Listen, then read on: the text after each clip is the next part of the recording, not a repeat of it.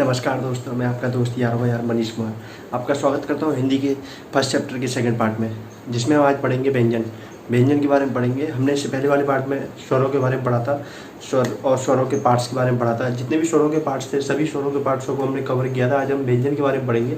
और व्यंजन क्या होता है? जो स्वरों की सहायता से बोले जाने वाले वर्ड्स होते हैं उन्हें व्यंजन कहते हैं। इसकी परिभाषा मैंने लिख रखी है, जिन वर्णों को उच्चारण करते समय स्वरों की सहायता ली जाती है उसे व्यंजन कहते हैं। व्यंजन हिंदी वर्णमाला के कुल 52 वर्ड्स हैं, 52 वर्ड्स हैं। 52 वर्ड्सों में 13 स्वर हैं, जिसमें से 11 स्वर प्रॉपर स्वर हैं और 2 अयुग्मा वर्ड हैं, जैसे छोटी अंग और बड़ी अंग बोलते हैं। उनके अलावा जितने भी वर्ड्स हैं सभी व्यंजन हैं। उन व्यंजनों में कुछ प्रकार हैं, कुछ अलग प्रकार से बोले जाते हैं कि जिनका उच्चारण स्थान अलग है, कुछ का पार्ट्स अलग है, कुछ की परिभाषा अलग है। जो 4 भागों में बांटा गया है व्यंजनों को: स्पर्श व्यंजन, अंतस्थ व्यंजन, ऊष्म व्यंजन और संयुक्त व्यंजन। इन व्यंजनों के बारे में आज हम पढ़ते हैं, इनके पार्ट्स के बारे में पढ़ते हैं। आइए,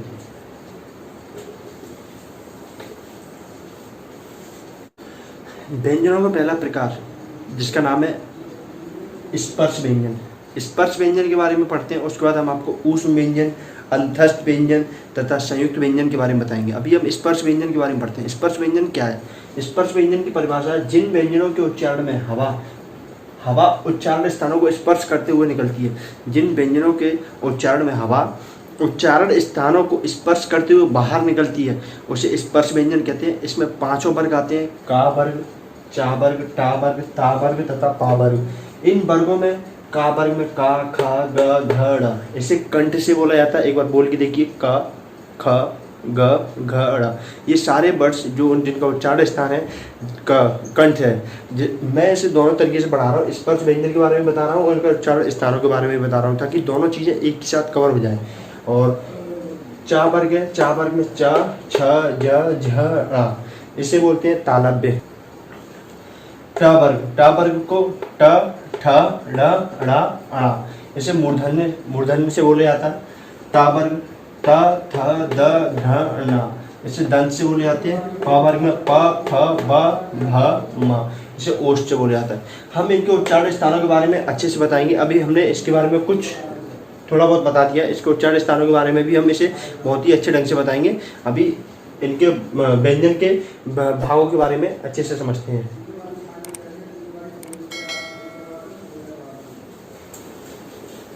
व्यंजन के प्रकार में हमने पढ़ा था स्पर्श व्यंजन। स्पर्श व्यंजन के अलावा 3 व्यंजन और होते हैं, जिनके बारे में पढ़ते हैं: अंतस्थ व्यंजन, ऊष्म व्यंजन और संयुक्त व्यंजन।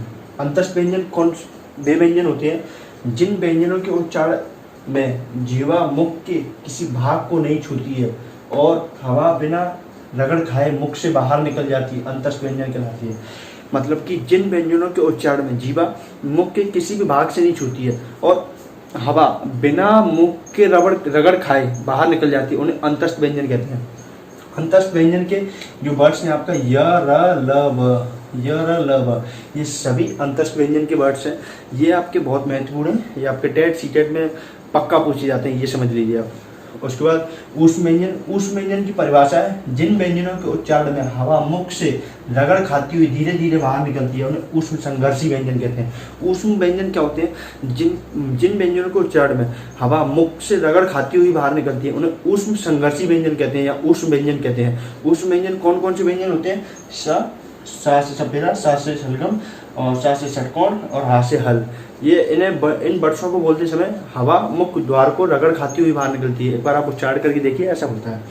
संयुक्त व्यंजन की परिभाषा है, 2 या 2 से अधिक व्यंजनों से मिलने पर संयुक्त व्यंजन बनते हैं। ये 4 प्रकार के होते हैं। 2 या 2 से अधिक बड़ों या तथा व्यंजनों के मिलने पर संयुक्त व्यंजन बनते हैं। ये 4 प्रकार के होते हैं। कौन कौन से? छा से क्षत्रिय, ये बनता है का प्लस सा। इसको ये बनता है आपका ता प्लस रा। ज्ञ बनता है जा प्लस या, सा प्लस रा।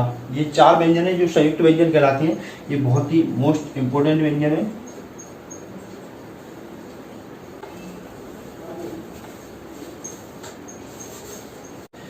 उच्चारण प्रयत्न के आधार पर स्वर तंत्री में श्वास का कंपन। स्वर तंत्री में श्वास के जो कंपन होते हैं उनके आधार पर कुछ 2 प्रकार से बांटा गया है व्यंजन: अघोष तथा सघोष। अघोष व्यंजन तथा सघोष, जिसे घोष भी बोलते हैं। अघोष वे व्यंजन होते हैं जिनका उच्चारण करते समय कंपन नहीं होता है, जिन बड़ों का उच्चारण करते समय कंपन नहीं होता है उन्हें अघोष व्यंजन कहते हैं, और जिन बड़ों का उच्चारण करते समय कंपन होता है उन्हें सघोष या घोष व्यंजन कहते हैं। अघोष व्यंजन में प्रत्येक वर्ग का प्रथम तथा द्वितीय वर्ग आता है। जैसे प्रत्येक वर्ग का वर्ग का प्रथम तथा द्वितीय वर्ग आया, का तथा खा, ता वर्ग का ता तथा थ, मतलब प्रत्येक वर्ग या वर्ग का जो है प्रथम तथा द्वितीय वर्ग ही आएगा। सघोष अघोष इसमें कंपन होता है, जिनका उच्चारण करते हैं कंपन होता है उन्हें सघोष या अघोष कहते हैं। और इसमें प्रत्येक वर्ग के तृतीय, चतुर्थ तथा पंचम वर्ग आते हैं। जैसे कि आपका क वर्ग हुआ, क वर्ग का आपका तृतीय, चतुर्थ और पंचम, क ख ग घ ङ। तीसरा वर्ग, चौथा तथा पांचवा, ये तीनों वर्ग इसमें आते हैं सघोष और अघोष घोष में। और अघोष में होता है पहला और दूसरा वर्ग, बाद में और पढ़ते हैं। इसके बाद अल्पप्राण तथा महाप्राण के बारे में पढ़ते हैं।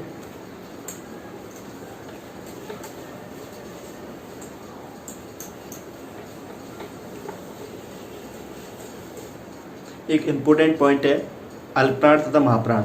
अल्पप्राण तथा महाप्राण के ऊपर हमेशा क्वेश्चन पूछे जाते हैं। अल्पप्राण और महाप्राण क्या होते हैं? अल्पप्राण तथा महाप्राण, अल्पप्राण व्यंजन वो व्यंजन होते हैं जिनका उच्चारण करते समय सांस की मात्रा कम लगती है, और अल्पप्राण कहते हैं जिनमें उच्चारण करते समय सांस की मात्रा अधिक लगती है, उन्हें महाप्राण कहते हैं। अल्पप्राण में पहले वर्ग का पहला और तथा तीसरा तथा पांचवा वर्ग आता है, और तथा य र ल भी आता है। जैसे का वर्ग है, का वर्ग में आपका का ख ग घ और आ।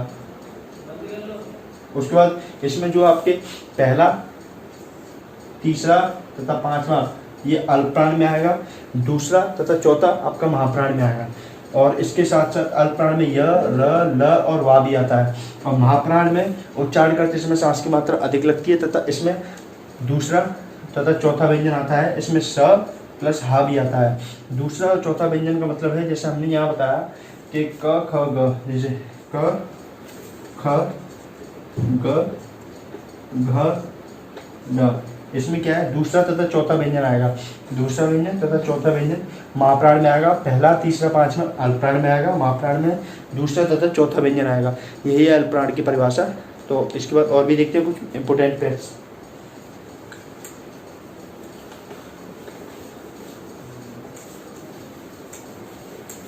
कुछ है अनुनासिक। अनुनासिक जब मुख द्वार बंद करके खोला जाता है किंतु साथ ही नासिका विवर भी खुला रहता है। जब मुख द्वार बंद करके खोला जाता है तब साथ ही नासिका विवर भी खुला रहता है, नाक के द्वारा भी बर्ड खोले, जिन्हें पंचम बर्ड भी कहते हैं, उन्हें अनुनासिक बर्ड भी कहते हैं। जैसे रा, अणा, ना, मा, ये बर्ड हैं सारे। तो इनमें जो है सभी बर्ड्स बोले जाते हैं। इसमें ना छूट गया है।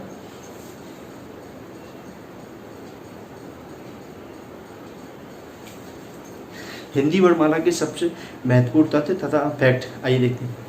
अनुनासिक, पार्श्विक, लुंठित शब्द, उचित व्यंजन। अनुनासिक की परिभाषा क्या होती है? अनुनासिक जब मुख द्वार बंद करके खोला जाता है तथा नासिका विवर भी खुला रहता है, जिन्हें दूसरी भाषा में हम पंचम बर्ड भी कहते हैं। प्रत्येक बर्ड का पांचवा बर्ड जिसे अनुनासिक स्वर भी कहते हैं, जिसमें पांचों बर्ड आते हैं, अ, या, रा, म, न।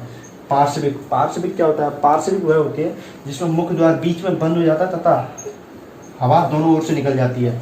बीच में बंद होता है तथा हवा दोनों ओर से निकल जाती है। ला जब हम ला बोलते हैं तो जीभ हमें ऊपर टकराती है और हवा दोनों ओर से बाहर निकल जाती है, उसे बोलते हैं पार्श्विक। पार्श्विक की परिभाषा होती है मुख द्वार बीच में बंद हो जाती है तथा हवा दोनों ओर से निकल जाती है, उसे पार्श्विक कहते हैं।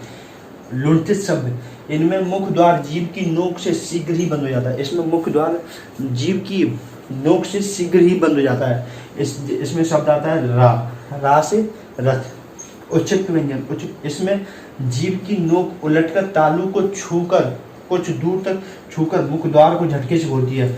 जीभ की नोक तालू को छूकर उलटकर कुछ दूर तक छूकर मुख द्वार को झटके से खोलती है, उसे उचित व्यंजन कहते हैं। जिसमें दो वर्ड आते हैं, अड़ा, अड़ा। और कुछ इंपोर्टेंट फैक्ट है, आगे देखते हैं।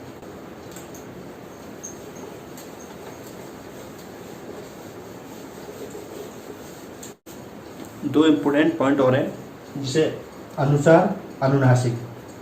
ये स्वतंत्र वर्ण नहीं है। स्वर वर्ण के ऊपर जो बिंदु लगाया जाता है उसे अनुसार कहते हैं।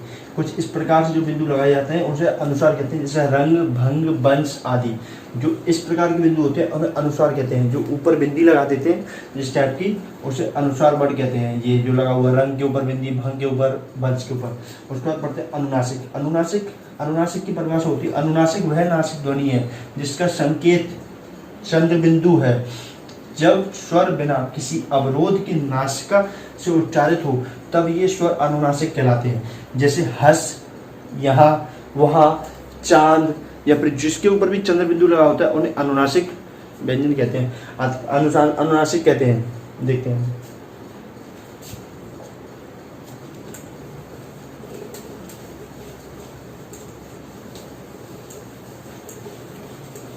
लिपि के बारे में पढ़ते हैं। इस चैप्टर का आखिरी टॉपिक है लिपि। लिपि 52 वर्ष की जो ध्वनि बनाई, इन ध्वनियों की आकृति देने की शैली को लिपि कहते हैं। लिपि विभिन्न प्रकार की होती हैं। हमने कुछ महत्वपूर्ण लिपियों के बारे में बताया, जिसमें देवनागरी लिपि। देवनागरी लिपि में हिंदी भाषा, संस्कृत, मराठी, नेपाली आदि देवनागरी लिपि में आता है। रोमन में अंग्रेजी, फारसी, जर्मनी, मितवाली रोमन में आती है। गुरुमुखी में उर्दू, फारसी, पंजाबी आदि आती है। ब्राह्मी लिपि में तमिल, तेलुगु, कन्नड़, मलयालम, ये सभी ये भाषाएं इन लिपियों में आती है। तो आज की क्लास हम यही फिनिश करते हैं। धन्यवाद।